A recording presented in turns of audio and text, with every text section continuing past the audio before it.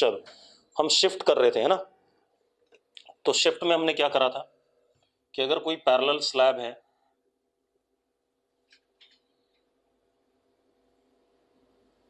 Object यहां पर है और उसको हम यहां से ऑब्जर्व कर रहे हैं, thickness T, refractive index mu, तो जो इमेज फाइनली बनी थी यहां बनी थी, and this much was what, shift. तो शिफ्ट किसके बराबर आया था, टी 1-1/μ। ऐसा आया था कि नहीं आया था, हाँ या ना, जल्दी बताओ भाई। डिराइव कर लिया था हमने, ठीक है। अगर यही मल्टीपल स्लैब्स होते तो क्या आया था, summation T I 1-1/μi, yes और नो। वो स्लैब्स चाहे चिपके हुए रखे थे चाहे दूर दूर रखे थे, यही लिखा था कि नहीं लिखा था हमने, ठीक है। अब एक चीज और देखो बेटा,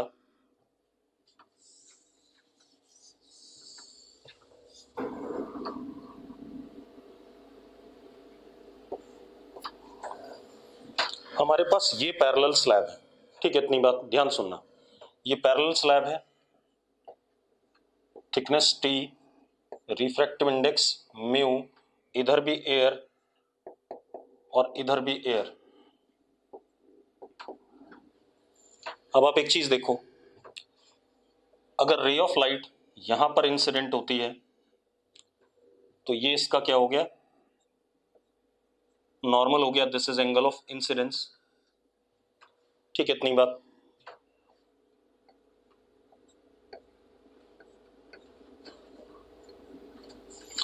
light will bend towards normal, ये एंगल ऑफ रिफ्रैक्शन,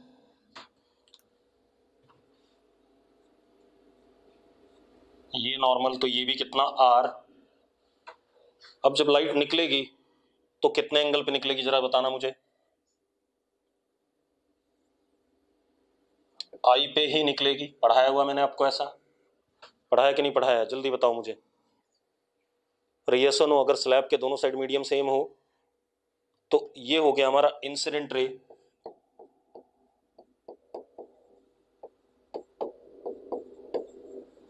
और ये हमारा फाइनल इमर्जेंट रे।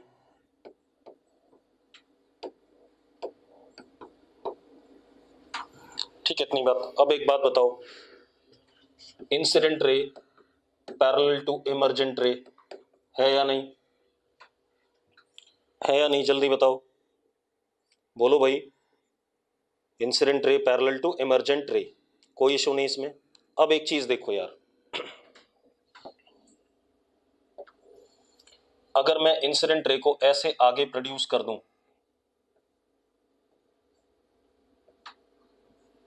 तो ये और ये एक दूसरे के पैरेलल हैं या नहीं है, दोनों पैरेलल हैं या नहीं, जल्दी बताओ मुझे। अरे डैश डैश वाला इंसिडेंट रे और जो इमर्जेंट रे है पैरेलल है। तो अब मुझे क्या बताना है, मुझे बताना है अगर मैं इन दोनों पैरेलल रे के बीच में परपेंडिकुलर डिस्टेंस देखूं, इसको मैं z कह रहा हूं, तो z is lateral shift in incident ray when it emerges out of parallel slab।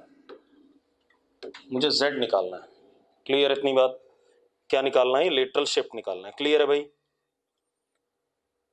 अगर क्लियर है तो यस लिख दो एक बार, ठीक है। अब ये z निकालना है, कैसे निकालेंगे जरा देखो, एक मिनट आप ऐसे देखो, ये t है या नहीं है, ये t है, यस और नो। अब ये t है तो सबसे पहले मैं ये हाइपोटेन्यूज निकालने जा रहा हूं इस ट्राइंगल का,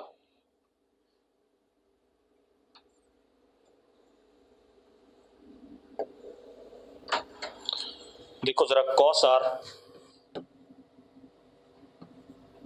is equal to base upon hypotenuse, इसको a कह देते हैं, इसको b कह देते हैं।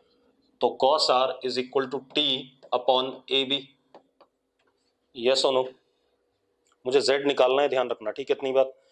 cos r is equal to t upon A b. तो a b is equal to t upon cos r। कोई दिक्कत है इसमें? कोई इशू है? कोई इशू हो तो बता दो भाई। नहीं। अब आप एक चीज ध्यान से सुनना बेटा, ये एंगल आई था तो ये कंप्लीट एंगल आई रहा होगा, तो ये इतना सा एंगल कितना हो गया, ये वाला आई माइनस आर। हाँ या ना? आई माइनस आर हुआ कि नहीं हुआ? हो गया आई माइनस आर। अब जरा देखो, अब हमारे पास राइट एंगल ट्राइंगल कौन सा है? ये वाला।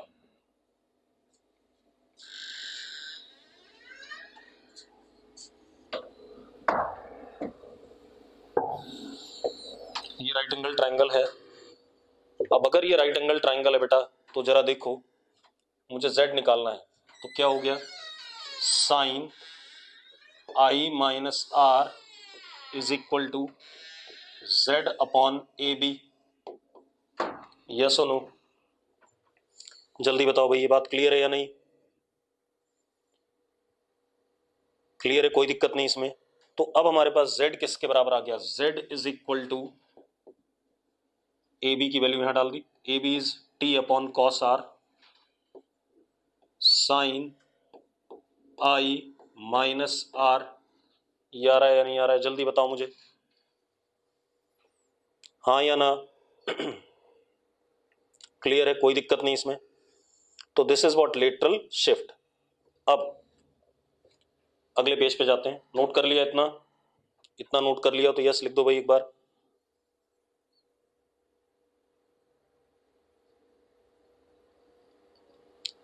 ठीक है, अब जरा देखो,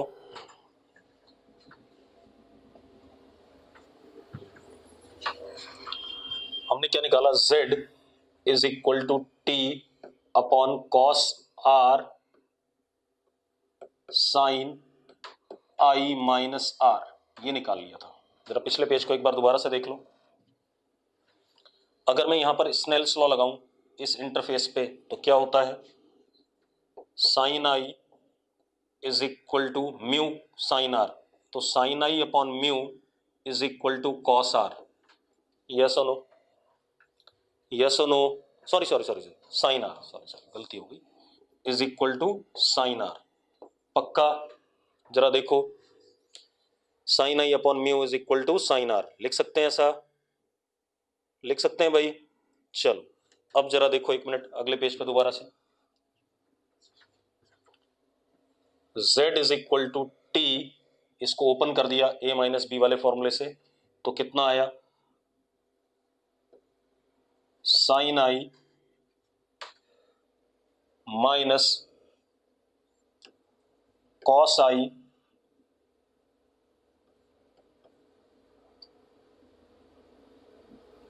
टेन आर। ये आएगा कि नहीं आएगा? जल्दी देखो भाई। अरे क्लियर है तो यस लिख दो एक बार, अगर ये बात, ये स्टेप क्लियर है तो। अगर नहीं क्लियर है तो नो लिख दो, मैं दोबारा से बता दूंगा। चलो कुछ लोगों को नहीं क्लियर है, मतलब कतई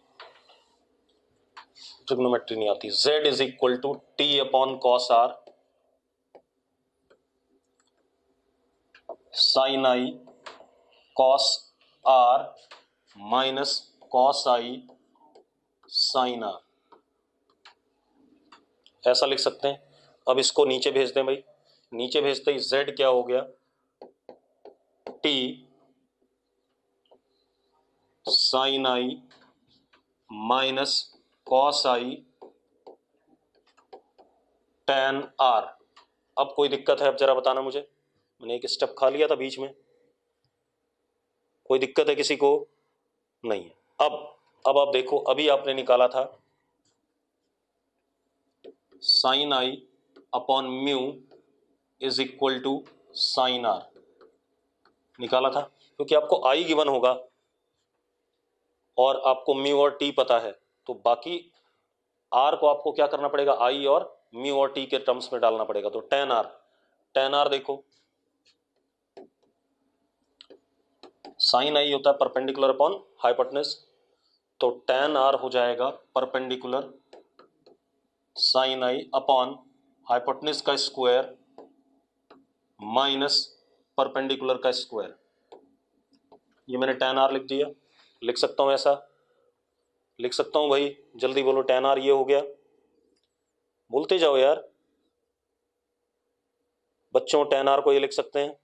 अब टेन आर अगर हमने ये लिख दिया, टेन आर की वैल्यू यहां डालते हैं, तो जरा देखो हमारे पास z क्या आता है, z is t sine i 1 minus cos i upon under root mu square minus sine square i. हमारे पास z आ गया, आगे कि नहीं आ गया भाई? अरे क्लियर है, क्लियर है भाई। अब हमें क्या करना है, ध्यान सुनो। अब मुझे z वर्सेस i का क्या बनाना है, ग्राफ बनाना है।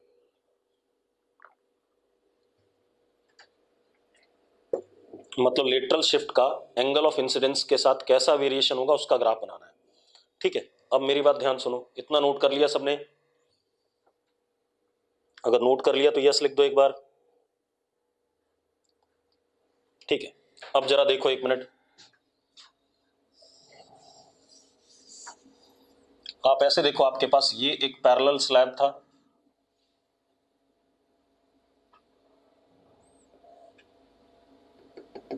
ये नॉर्मल है।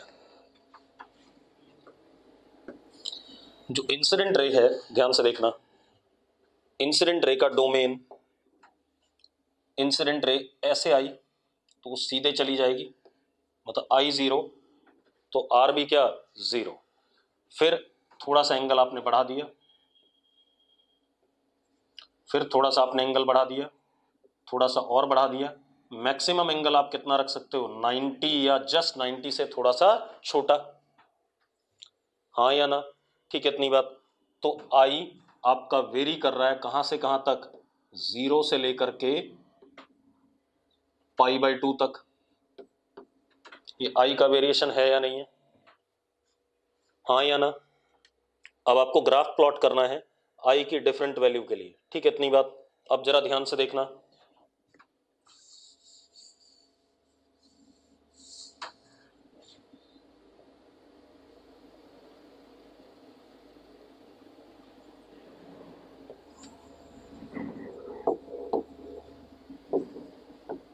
एक बात बताओ, आई मैक्सिमम कितना हो सकता है, π/2, इससे बड़ा नहीं हो सकता है।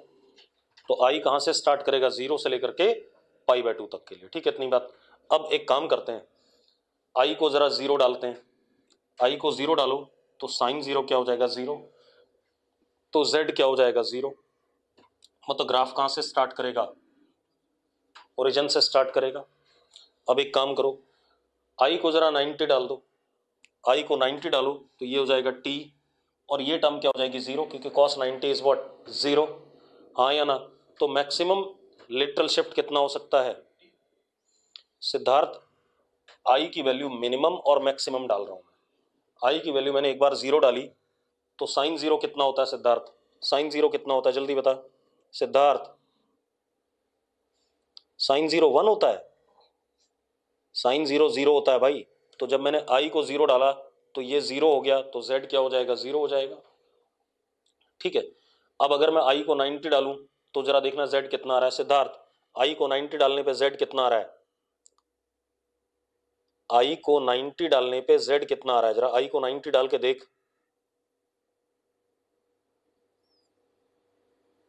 सिद्धार्थ, चेक कर ले यार एक बार, आई को 90 डालने पे कितना आ रहा है।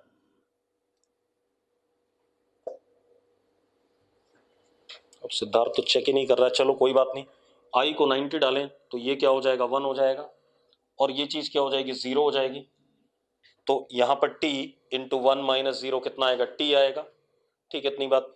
तो मैक्सिमम लेटरल शिफ्ट कितना हो सकता है, t हो सकता है, इससे ज्यादा नहीं हो सकता है, हाँ या ना? तो हमारा ग्राफ जो होगा,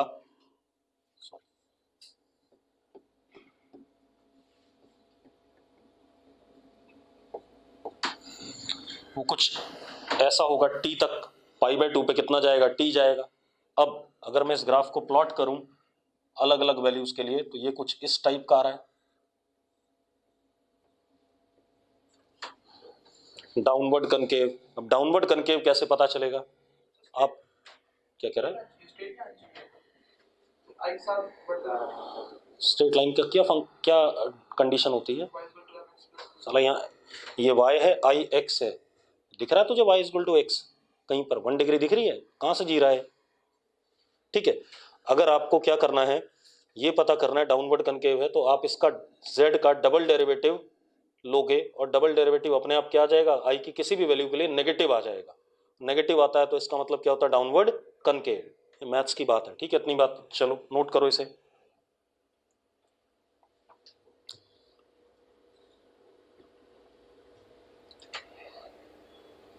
तो ये हमारा क्या हो गया, lateral shift.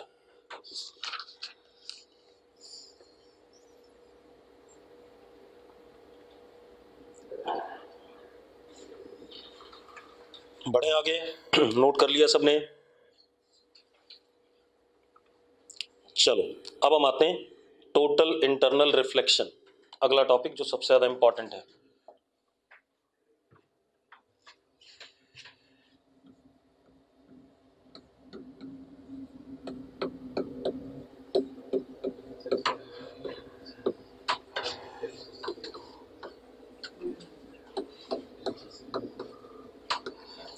Total internal reflection, या इसी को मैं क्या कहूंगा, TIR।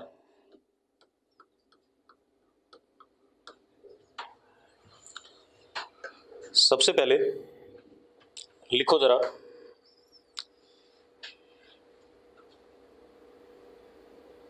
This phenomena may occur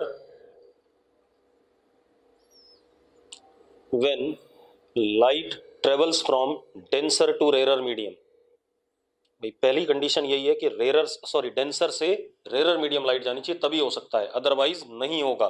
ठीक है, तो मैं क्या कह रहा हूं आपसे, this phenomena may occur when light travels from denser to rarer medium, ये कंडीशन मस्ट है, इसके बगैर TIR नहीं होगा।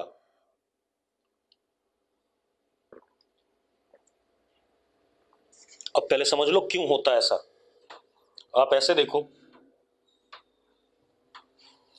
ऊपर रेरर मीडियम है, नीचे डेंसर मीडियम है।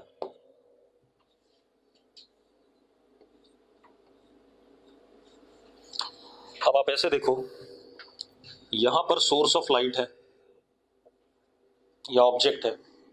ठीक है, आपको एक बात पता है, जब लाइट डेंसर से रेरर जाती है तो रेरर मीडियम में लाइट नॉर्मल से दूर चली जाती है, यस और no, bends away from the normal, यानी कि angle of refraction angle of incidence से क्या होगा, बड़ा होगा।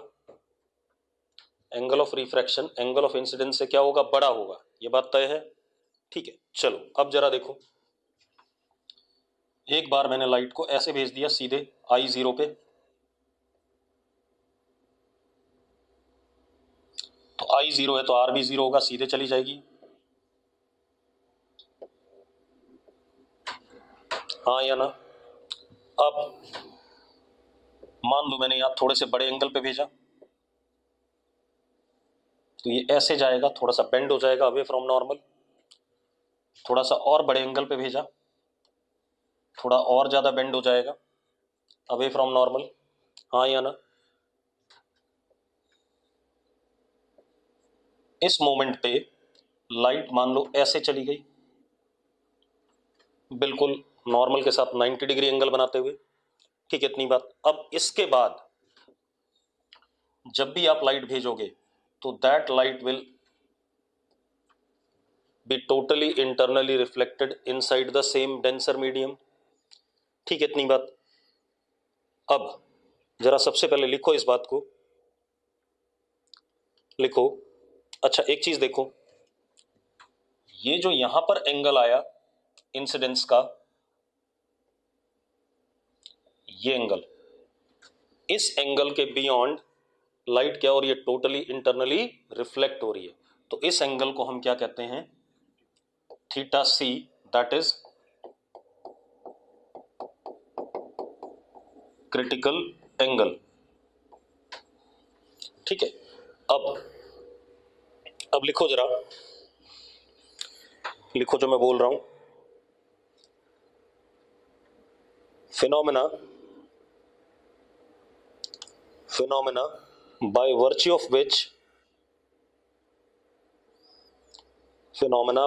of which ray of light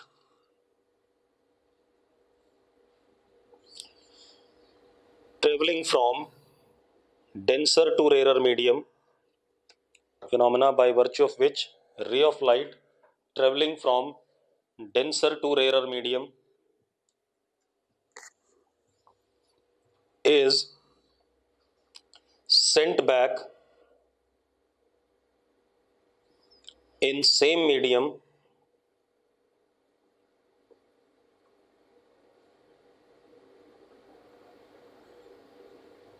sent back in same medium 100%, मतलब कुछ भी लाइट बाहर नहीं जाएगी।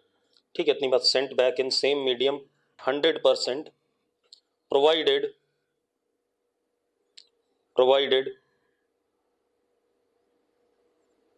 angle of incidence at the interface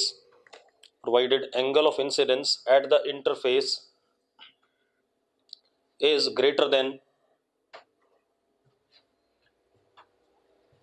critical angle of incidence at the interface is greater than critical angle। ठीक है, इतनी बात। इसको हम क्या कहते हैं भाई, TIR कहते हैं। क्लियर है इतनी बात। अब जरा देखते हैं, सबसे पहले क्रिटिकल एंगल निकालते हैं।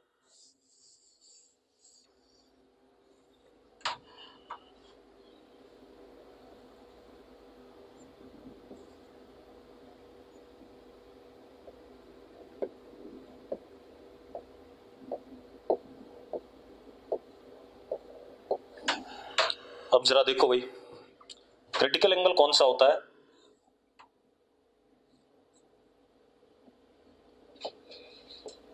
जब हमारे पास लाइट जब रिफ्रैक्ट हो, ये एंगल थीटा सी, और refracted light makes an angle 90 degree with what, normal.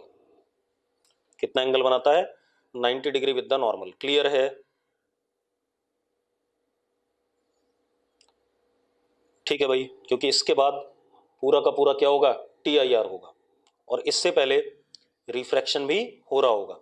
तो इधर इस पोर्शन में जब एंगल छोटा है, चलो मैं ऐसे लिख देता हूं, if I less than theta C,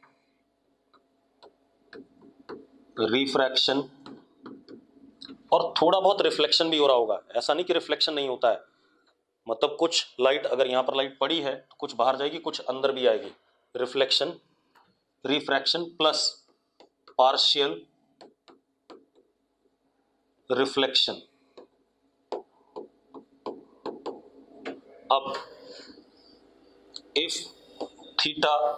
I greater than theta c, अगर आई थीटा सी से बड़ा हो जाए तो नो रिफ्रैक्शन, तब कोई रिफ्रैक्शन नहीं होगा, ओनली टोटल इंटरनल रिफ्लेक्शन। तब सारा का सारा क्या होगा, TIR होगा। क्लियर है। अब मेरी बात ध्यान सुनो, अब क्रिटिकल एंगल निकालना है, तो हम स्नेल्स लॉ लगा दें। यहां पर स्नेल्स लॉ लगाएंगे तो हमारे पास क्या आता है, mu D sine theta C is equal to what, mu R. हाँ या ना, यस और नो? अरे पक्की बात है, क्लियर है? क्लियर है तो यस लिखो। अब sine theta C is equal to mu R upon mu D, that is theta C is equal to sine inverse mu R upon mu D. ये हमारे पास आ गया। क्लियर है भाई?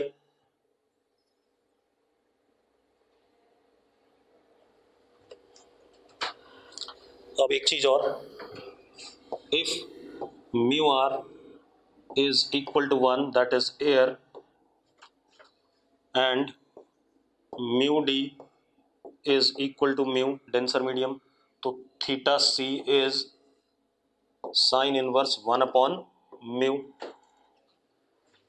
क्लियर है भाई? क्लियर है इतनी बातें?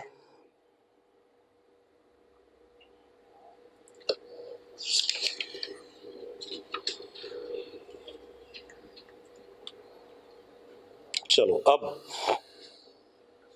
कुछ पॉइंट्स लिख लें इस पे, TIR पे।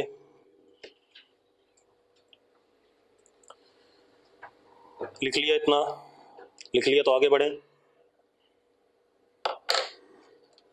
चलो पहला पॉइंट लिखो, पहला पॉइंट लिखो,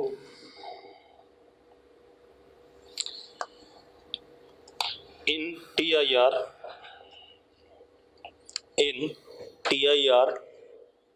रिफ्लेक्शन इज 100%। बोल भी चुका हूं मैं आपको 2-3 बार, इन TIR रिफ्लेक्शन इज 100%। ठीक है,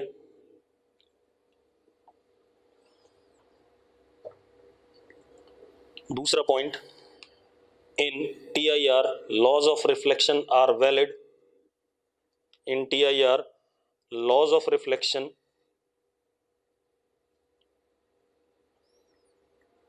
आर वैलिड। ठीक है, लॉज ऑफ रिफ्लेक्शन वैलिड होंगे। ठीक है, अब एक चीज और,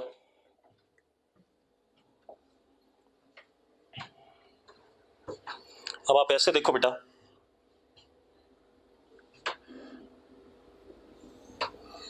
ये एक हमारे पास इंटरफेस है, इसके ऊपर जब हम ऊपर जा रहे हैं, मान लो y पे, moving up, mu is a function of y and decreases continuously।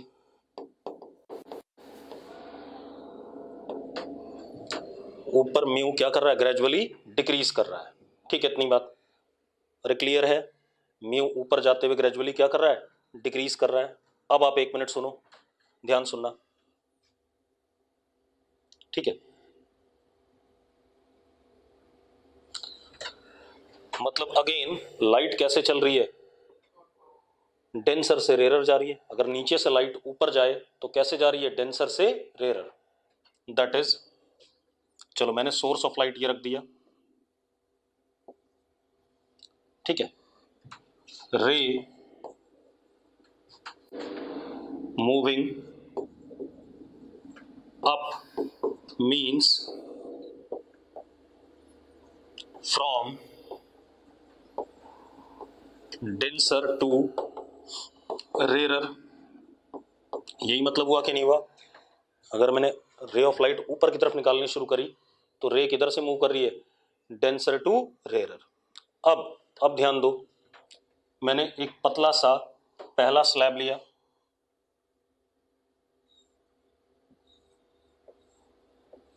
ये बहुत सारे स्लैब हो जाएंगे, पहला स्लैब लिया येलो कलर का। ठीक है, इतनी बात।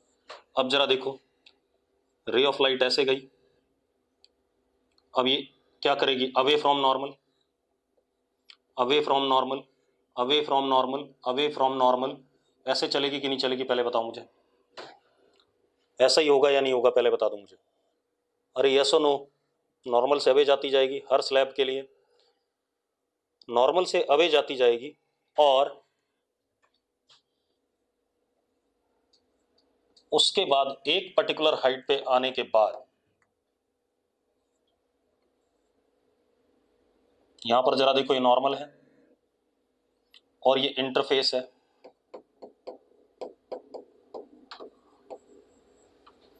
उसके बाद ये वापस दोबारा से मीडियम में आने लगी कि नहीं आने लगी? यानी कि क्या हो रहा है? TIR हो रहा है। होगा कि नहीं होगा TIR? लेकिन अब एक चीज देखो, यहां जो TIR के लिए ये क्रिटिकल एंगल आया थीटा C, ये किसके बराबर दिख रहा है आपको? किसके बराबर दिख रहा है आपको थीटा C?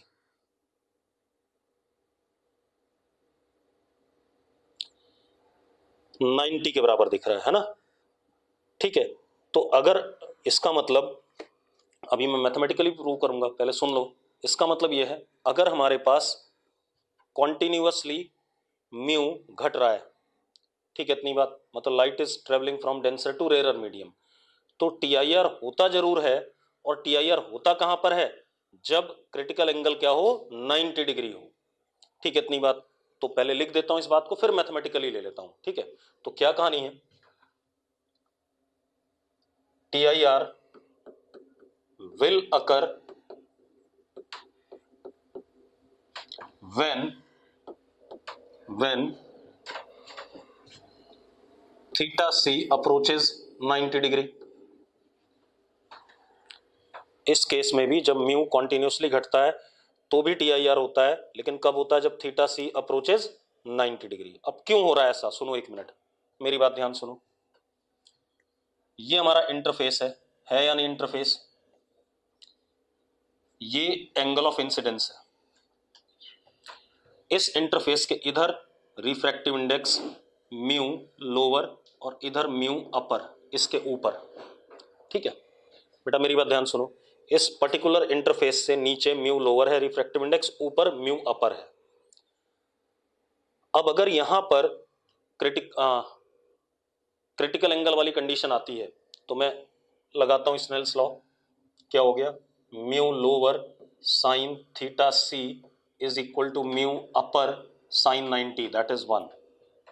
यस और नो, अरे यही होता है ना क्रिटिकल एंगल की कंडीशन, अरे यही होता है या नहीं। अब एक बात बताओ, ये कॉन्टिन्यूसली वेरी कर रहा था कि नहीं कर रहा था, mu was wearing continuously.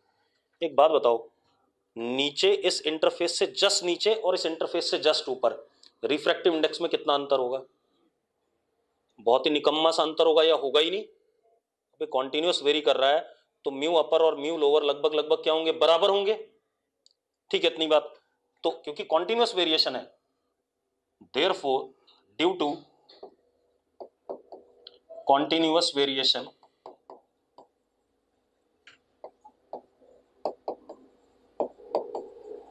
Of mu, mu lower will be nearly equal to what, mu upper, होगा या नहीं होगा।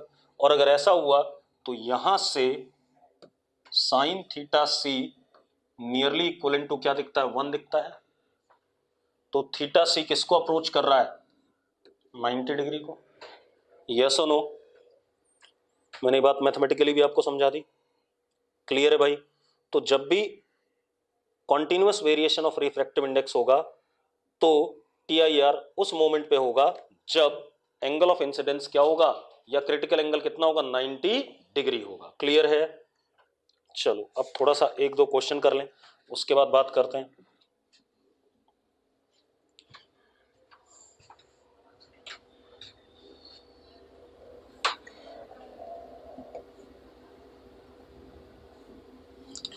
ऊपर म्यू आर, नीचे म्यू डी, यहां पे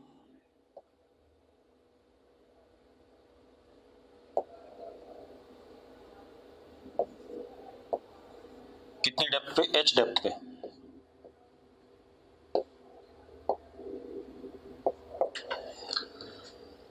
ये क्या है, बल्ब, छोटा सा बल्ब है जो लाइट एमिट कर रहा है, ठीक है, इतनी बात। और ये हमारे पास इंटरफेस है, ऐसा कुछ, ठीक। अब आपने क्या बताना है, आपने बताना है कि how much area of interface will be illuminated. इसका मतलब क्या है, इल्यूमिनेटेड का मतलब है जहां से लाइट बाहर निकल रही होगी। How much area of the interface will be illuminated. Clear है भाई, अरे क्लियर है। अब एक बात बताओ, ये इंटरफेस है, मान लो मेरा हाथ, यहां पर नीचे बल्ब है, यहां नीचे पॉइंट है ना। अब एक बात बताओ, इस नीचे वाले पॉइंट से रे ऑफ लाइट गई क्रिटिकल एंगल पे तो ऐसे सीधे चली जाएगी, और क्रिटिकल एंगल से छोटे पे जाएगी तो बाहर निकलेगा कि नहीं निकलेगा, आप ऐसे देखो।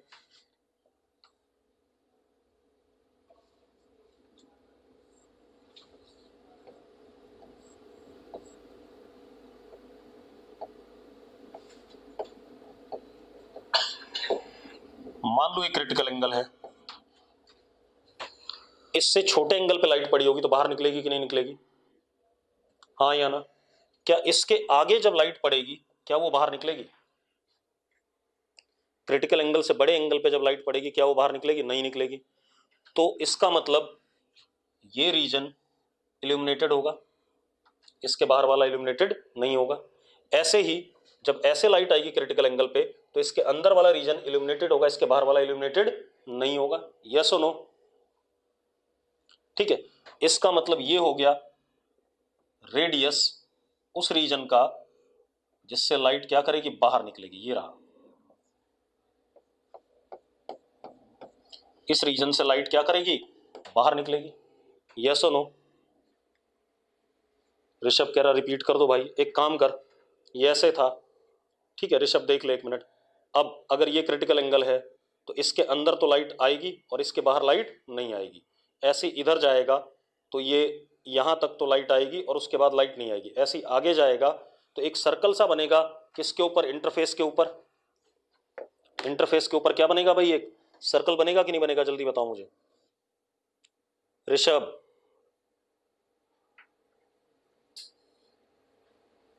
एक सर्कल बनेगा जिससे लाइट क्या करेगी? बाहर निकलेगी, और उस सर्कल के बियॉन्ड लाइट बाहर नहीं निकलेगी। तो मुझे एरिया बताना था इस सर्कल का जिससे लाइट क्या करेगी? बाहर निकलेगी। अब जरा देखो, हमें क्रिटिकल एंगल पता ही है, sine theta C is mu R upon mu D. अब जरा देखो, ये एंगल थीटा सी, तो ये एंगल भी कितना? थीटा सी। मुझे रेडियस निकालना है पहले, तो ये रेडियस और ये क्या? परपेंडिकुलर। ये परपेंडिकुलर और ये क्या? बेस। तो tan theta C is equal to r upon h. तो r is equal to h tan theta c. tan theta c कितना हो जाएगा? साइन थीटा सी आपको पता है, तो tan थीटा सी इज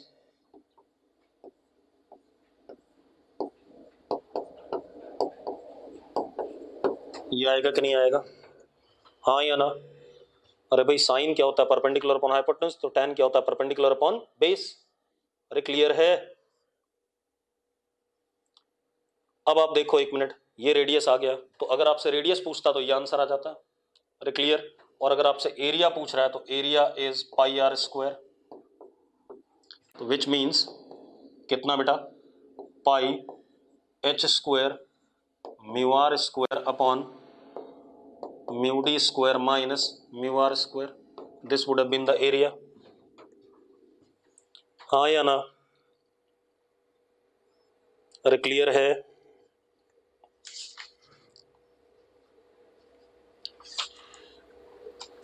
ठीक है, अब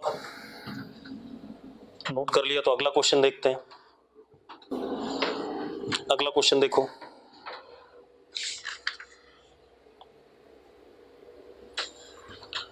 अब क्या कहानी है? लिखो डेविएशन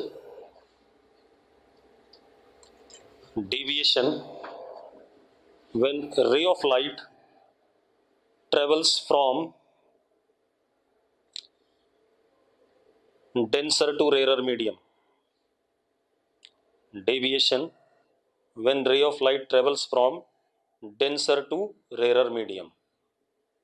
ठीक है, डेंसर से रेयर जा रहे हैं, डेविएशन का ग्राफ प्लॉट करना है। ठीक है, इतनी बात। अब जरा देखो एक मिनट, डेविएशन इन इंसिडेंट रे लिखो, डेविएशन इन इंसिडेंट रे लिख लो जरा, मैं बता देता हूं। Deviation in incident ray when ray of light travels from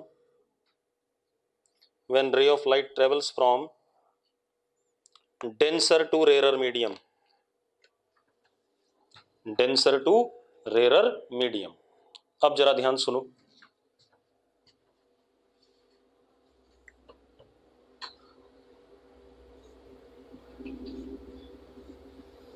ये डेंसर है, रिफ्रैक्टिव इंडेक्स म्यू, ऊपर एयर, इट इज 1। ठीक है, इसका रिफ्रैक्टिव इंडेक्स 1। क्लियर है? अब जरा ध्यान सुनो भाई,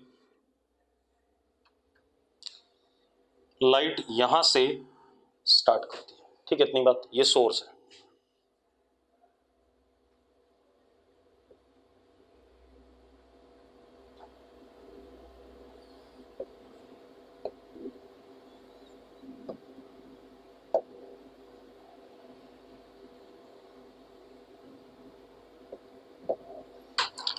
अगर आई 0 तो आर भी क्या 0, ठीक है, इतनी बात। तो डेविएशन भी क्या 0, सीधे निकल गया। अब अच्छा एक चीज और, theta C is sine inverse 1/μ, पता है नहीं बात, ठीक है, ये हम निकाल ही चुके हैं पहले। अब जरा देखो,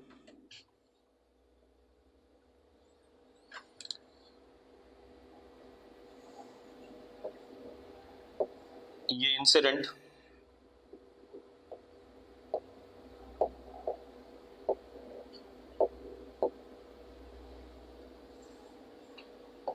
ये रिफ्रैक्टेड,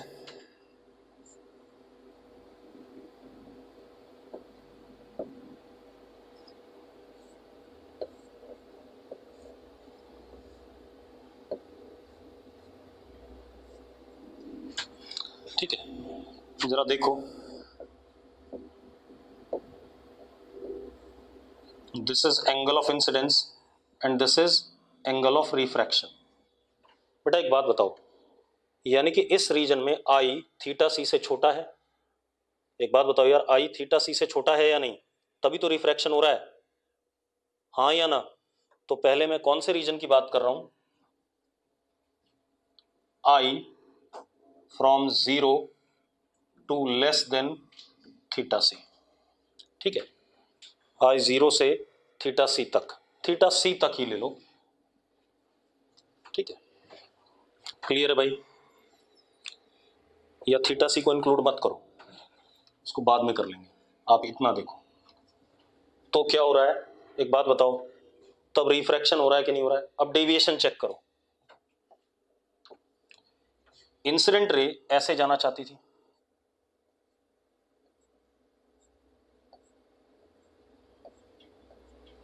ऐसे जाना चाहती थी कि नहीं जाती थी, लेकिन गई किधर, इधर, तो डेविएशन कितना हो गया, ये डेविएशन हुआ कि नहीं हुआ, जल्दी बताओ मुझे, और ये डेविएशन है या नहीं, ठीक है, तो deviation is how much, r minus i, क्योंकि हमें आई गिवन होगा, आर गिवन नहीं होगा, तो हम आर की वैल्यू इन टर्म्स ऑफ क्या लिख दें, अब आई लिख दें, ठीक है। अब स्नेल्स लॉ लगा देते हैं यहां पर, तो कितना हो गया, mu sine I is equal to sine R, हाँ या ना। लड़की फाइनल माइनस इनिशियल, जो फाइनल गया और माइनस इनिशियल कर दो, हम ऐसे ले लें डायरेक्शन, कोई दिक्कत नहीं उसमें, ठीक है, इतनी बात। अब जरा देखो, तो r is equal to sine inverse mu sine i, यहां वैल्यू पुट कर देते हैं, तो डेविएशन इस पोर्शन के लिए क्या आया, साइन इनवर्स म्यू साइन आई माइनस आई, कब तक के लिए, जब एंगल ऑफ इंसिडेंस 0 से थीटा सी के बीच में था। क्लियर है भाई, क्लियर है, ठीक है। अब हम बात करते हैं, ध्यान सुनना,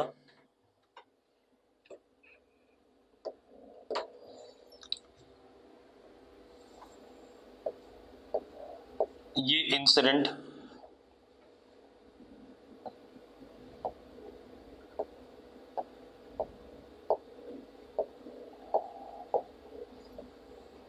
this is angle of incidence.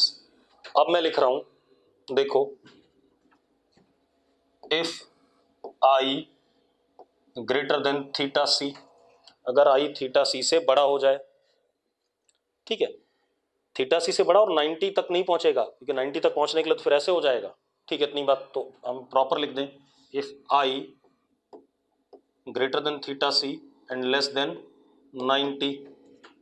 अब क्या होगा जरा बताना, अब टी आई आर होगा, TIR होगा तो रिफ्लेक्टेड ऐसे चला जाएगा,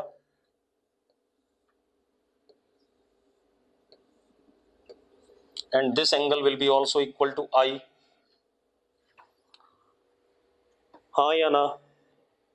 अरे पक्का ठीक है। अब जरा देखो एक मिनट, एक्चुअल में इंसिडेंट ऐसे जाना चाहता था,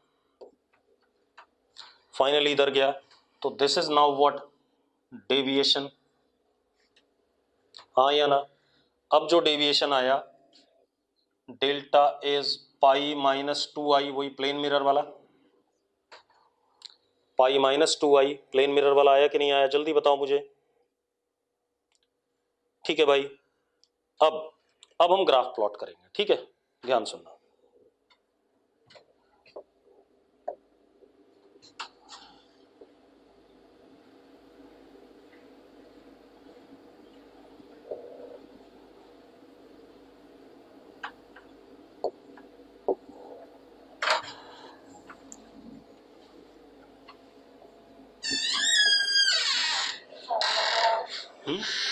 बैठ गए। अब जरा देखो एक मिनट,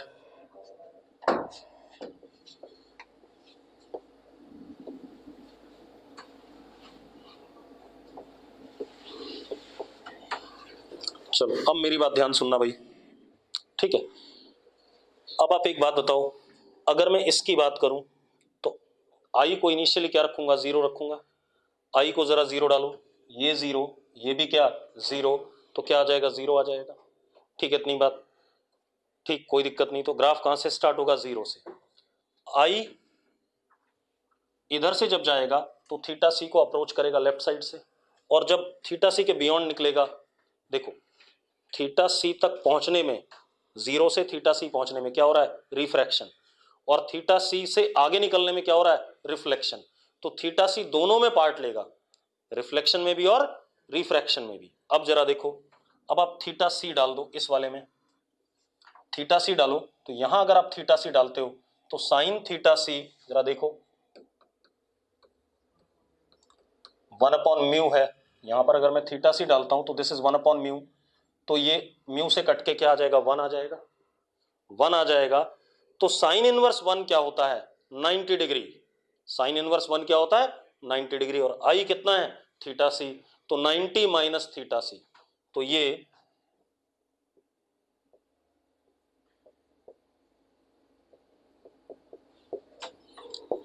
π/2 माइनस थीटा सी। इस जगह तक तो क्या होगा, रिफ्रैक्शन होगा, क्या होगा, रिफ्रैक्शन। अब अगर मैं साइन इनवर्स का ग्राफ बनाऊं तो ये ग्राफ कुछ अपवर्ड कनकेव आएगा, ऐसा, यहां तक रिफ्रैक्शन हो गया। अब उसके बाद जब हम बात करें, एक मिनट, हेलो, हाँ बोलो, अच्छा ठीक है, ठीक है, ठीक है, भेज दो, ठीक है, ठीक है। अब देखो भाई, अब इसके बाद अगर हम यहां पर थीटा सी डालते हैं, ठीक है, इतनी बात, तो पाई माइनस 2 थीटा सी आया, पाई माइनस 2 थीटा सी थोड़ा सा क्या होगा, बड़ा होगा इससे,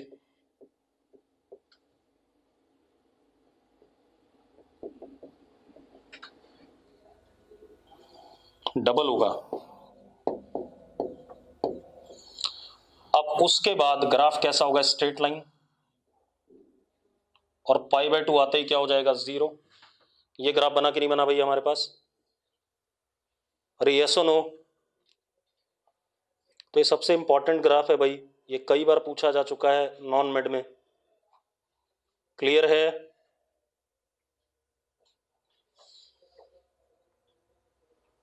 ठीक है, चलो आज यहीं रोकेंगे, कल आगे बात करेंगे, ठीक है।